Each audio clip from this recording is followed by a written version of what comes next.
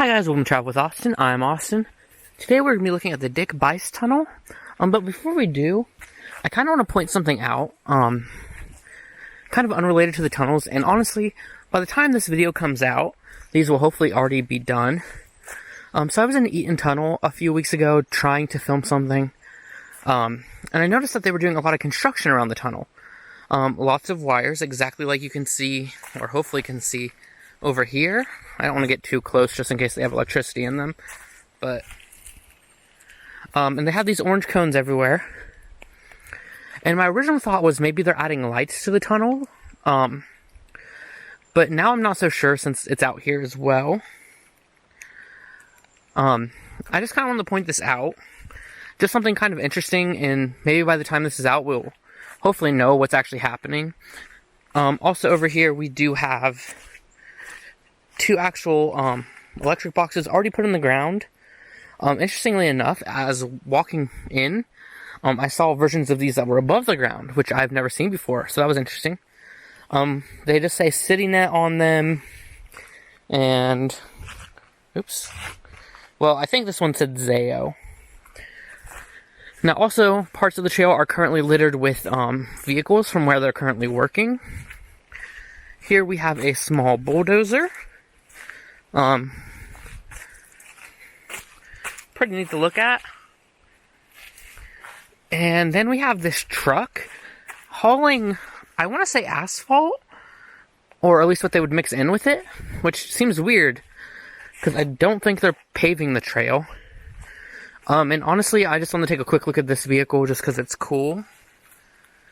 Just the look of it from the front especially. Just really cool looking. Obviously, I'm not going to like go in it or anything since it's not abandoned. It's in active use and being used for work in this area right now. But now let's go to the tunnel. Now this tunnel is tunnel number 10 on the rail trail. Originally known as Patterson Tunnel, it is now known as Dick Bice Tunnel. Now I hope I'm saying his last name right. On each end there are two plaques. One says the tunnel number, the modern name, and the length, which is 377 feet. And the other plaque, it kind of talks about why it's named after him. So it says the Dick Bice Tunnel, in gratitude to Richard A. Bice, whose vision, persistence, and years of selfless work created the North Bend Rail Trail. North Bend Rails to Trails Foundation Incorporated. Chairman, 1989 to 1994. Now, it was kind of hard to find information on him. I do believe he is passed away. But I don't know when, because when I looked him up, all the results that came up was the more recent news that his wife passed away. I actually don't remember what year that was, but I do believe it was sometime recently. Now, you may notice this tunnel has no lining. That is because it was blasted straight through the rock, and it's solid rock, so it did not require any lining at all. Kind of interesting that this is a tunnel, in my opinion. As you can see, there's a good 10-20 feet maybe of rock that wasn't blasted through, and perhaps it was just easier to blast through it like this, because it is solid rock, probably easier and cheaper. However, there is a cut that I had to walk through on my way here, that was probably around the same height as this, and they decided to make it a cut instead of a tunnel. Now, you also may be thinking, or wondering to yourself, how is it only 377 feet long if I can't see the other end from one end? And that's because, just like another tunnel I covered on the trail, it's curved. So you can actually see the entrance on this side, but because of the curve, if we go back on this side, you see nothing. So, we're going to walk through the tunnel now. Just take another look over here, and I'm going to walk through the tunnel. It is only 377 feet, so you really don't need a flashlight. However, for the sake of the video, it does help with the camera and pointing things out. So one thing I noticed, and I'm having issue finding it now, They're up there. Okay, we'll get to them up there. So before I actually get to that, this tunnel actually does have some alcoves, which is kind of interesting. I imagine they would have been forgotten about, quite honestly. But we do have it. They're actually bigger, I think, than the other ones I've been in, because you could fit maybe a few other people in here. So there are a few of those. Also, because the tunnel is made of stone, for example, if for some reason you couldn't cross over to that alcove or there are enough people, you could just stand on this rock. But they did blast in these alcoves. Now, the tunnel is mostly dry. There is some water dripping from the ceiling in certain places, but not a lot.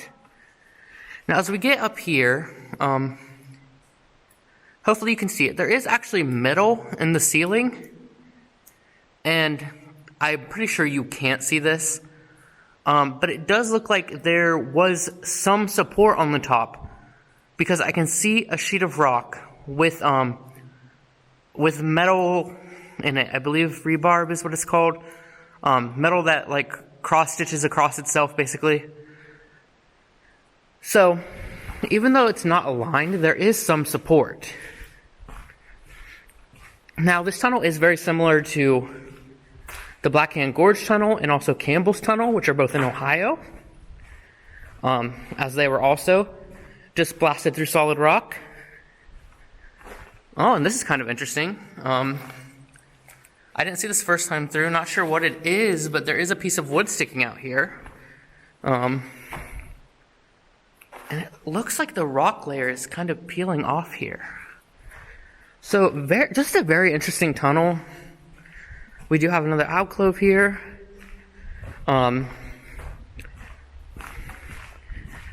now we are reaching the other end. I am going to turn off my flashlight because I've showed you everything that I need to show you guys. So, now there are two ways to get to this tunnel. One way, I actually met a couple who were walking through the tunnel just a few minutes ago. They actually came from that direction over there. They said it's about a 3-mile hike from the actual state park, which you go through 3 tunnels if you come all the way out here. And I've actually not been to those other 2 tunnels yet. So that is a way to come out here if you're looking for a bit of a longer hike. It'd be about 6 miles in all. Now, I came from that way, probably about a mile maybe. It's not really a good parking area, but it's a very beautiful hike. Probably the most beautiful part of the trail, in all honesty. There's a river, there's a few bridges, there's some rock formations. Overall, just really beautiful. So here is tunnel number 10 again, or the Dick Bice Tunnel. I hope you guys enjoyed this video. If you did, please give it a thumbs up and please subscribe. I make new videos every week, and I will see you guys next week.